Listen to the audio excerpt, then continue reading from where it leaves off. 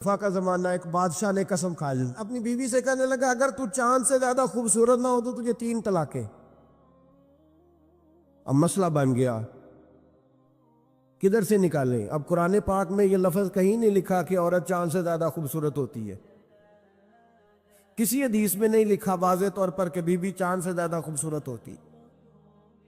علماء کوفہ بیٹھ گئے، علماء بغداد بیٹھ گئے، علماء مصر بیٹھ گئے، بادشاہ تھا، اور پھر جو اس کی بیوی تھی وہ بھی ایک بادشاہ کی بیٹی تھی۔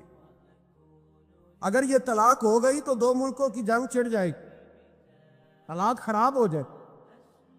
علماء پریشان ہیں کہ جائیں تو کدھر جائیں؟ لوگ پریشان ہوتے ہوتے امام اعظم کے پاس چلے گئے، کہنے لگے سارے مولوی کہتے ہیں طلاق ہو گئی، آپ بتائیں۔ امام صاحب کہنے لگے کوئی نہیں طلاق ہوئی۔ کہا کیوں؟ فرمانے لگے اللہ کا قرآن کہتا ہے لَقَدْ خَلَقْنَا الْإِنسَانَ فِي أَحْسَنِ تَقْوِيمٍ، اللہ فرماتا ہے میں نے سب سے حسین انسان کو پیدا فرمایا ہے۔ تو جب سب سے حسین انسان ہے تو چاند سے بھی زیادہ انسان ہی حسین ہے۔ فرمایا لہذا اس کی بیوی کو طلاق، مسئلہ تو قرآن پاک سے حل فرمایا نا، لیکن ہر آدمی کی وہاں تک رسائی ہو سکی، یہ فقاہت، یہ علم ہے، اور یہ اللہ سب کو عطا نہیں کرتا، یہ کسی کسی کا نصیبہ ہوتا ہے، کسی۔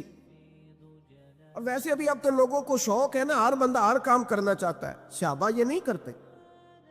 حضرت عمر فاروق سے پیارا قرآن کوئی نہیں پڑھ سکتا، وہ 5 نمازوں کی امامت کرتے تھے، تراویحوں کی باری آتی تھی تو حضرت ابی بن کعب کو آگے کھڑا کرتے، فرماتے تھے تو پڑھا۔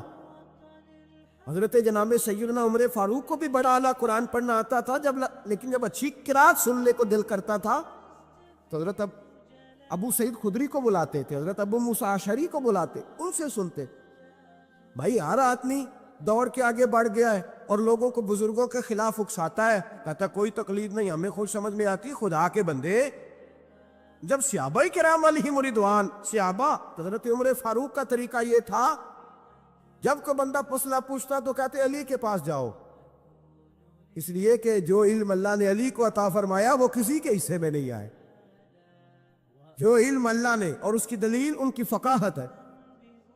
ایک بی بی تھی، دائی تھی، وہ اس کے گھر میں بچے جنم لیتے تھے، بچے پیدا ہوتے، یہ دیکھیں علم جو ہوتا ہے نا وہ علم ہوتا ہے، فقاہت ہوتی ہے، اور یہ اللہ کی عطا ہے، یہ رب کی عطا ہے، جس کو چاہتا ہے عطا کر دیتا ہے۔ نہ اس میں حسد ہو سکتا ہے، نہ اس میں کوئی شخص کہہ سکتا ہے مجھے کیوں نہیں ملی۔ حضرت علی رضی اللہ تعالیٰ عنہ کا زمانہ ہے، ایک بی بی کا خیمہ تھا، جھونپڑی تھی، جیسے آج ہاسپٹل بنے ہوئے ہیں وہاں بچے پیدا ہوتے ہیں۔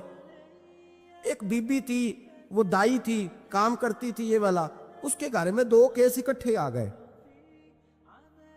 نہ اتنی لمبی چوڑی لائٹیں ہوتی تھی، اس نے اپنی جھونپڑی میں دونوں بیویاں اکٹھی تھی، دونوں کو اللہ تعالیٰ نے اولاد دی۔ رات بڑی گہری تھی، اندھیرا بڑا سخت تھا، ایک کے گھر میں بچہ پیدا ہوا، دوسری کے گھر میں بچی پیدا ہوئی۔